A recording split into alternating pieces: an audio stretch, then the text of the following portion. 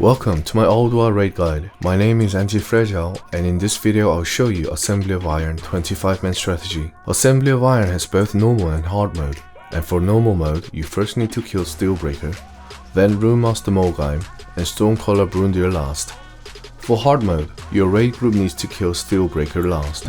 3 bosses have unique abilities that every raid member should be aware of, and especially when one boss dies, other 2 receives 1 stack of supercharge that increases their damage and granted with an additional skill every time they stack this buff. Let's take a look at Steelbreaker's abilities. First skill is high voltage, inflicting 1500 nature damage every 3 seconds. Second skill is Fusion Punch that inflicts the tank with heavy nature damage and put a magic debuff on the tank that needs to be dispelled immediately to avoid tank from dying. If Steelbreaker is not your raid group's first priority, then he'll receive a stack of supercharge that increases his damage and unlocks an additional skill, which is called Static Disruption, that deals 7000 nature damage to enemies in an area and increases nature damage taken by 75% for 20 seconds, which also stacks.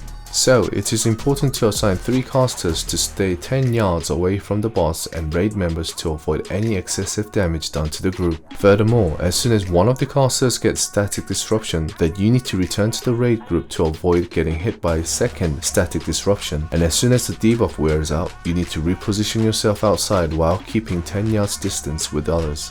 When Steelbreaker receives another stack of supercharge, then he is granted with an additional skill called Overwhelming Power that gives a huge buff on the tank with 200% increased damage output, but a deadly debuff called Meltdown that kills the tank after 25 seconds with heavy AoE damage to anyone within 15 yards. Furthermore, the boss receives an electrical charge buff which gives 25% increased damage every time a raid member dies and heals himself with 20% of his total health, so no one, including pets, should die except tank. The raid group needs to assign tanking order to ensure that second tank is ready as soon as the first tank gets debuff, so that he can run away from the raid before exploding. Depending on the raid group, you can either assign 2 tanks, either with Rebirth or Soulstone to rotate the cycle, or assign 3 tanks. But if you go beyond 4th tank to tank Steelbreaker, your overall raid DPS is low, so I would recommend trying the hard mode after gear upgrades. Now let's take a look at Runemaster Morgheim's abilities. The first skill is Shield of Runes that is casted on the boss that needs to be either spell stealed or purged, or you can ask one of the warlocks to put Fell Hunter on the boss. The second skill is Rune of Power that creates a blue circle under one of the bosses, so the tank must quickly move the boss and reposition him so that either melee or caster can go on top of this blue circle to do more damage. Same as before, Runemaster Morgheim will gain an additional skill when buffed with supercharge, which is Rune of Death. It is a large green patch that is summoned at a random raid member, so anyone nearby or on this should immediately move out to avoid shadow damage. If the boss gets an additional stack of supercharge, then he uses the ability called Rune of Summoning that creates a lightning elemental that runs towards a random raid member and explodes. So all raid members need to slow this mob down and nuke it down before reaching the target.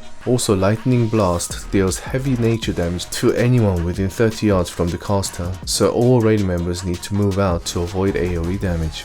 The final boss is Stormcaller Brundir, and he uses the following abilities. First skill is Chain Lightning that inflicts up to 5 targets with heavy nature damage, so you need to interrupt the skill when he casts. Second skill is Overload that explodes after 6 seconds to anyone within 20 yards, inflicting heavy nature damage, so anyone within 30 yards need to move out as soon as the boss casts this skill. When the boss receives 1 stack of supercharge, he uses Lightning Hurl, which spins around throwing bolt of lightning at random raid members, inflicting nature damage, so you need to interrupt this skill as soon as the boss spins. After 2 stacks of supercharge, the boss uses Lightning Tendrils, where he rises to the air and follows a random raid member while inflicting nature damage to anyone underneath and nearby every second, so everyone should move out quickly. 3 bosses become stronger as they stack supercharge, so all raid members should be fully aware of all the skills they use. For normal mode, the fight is pretty straightforward by killing Steelbreaker first, then Morgheim and Brundir last. For hard mode, it requires a little more coordination and communication,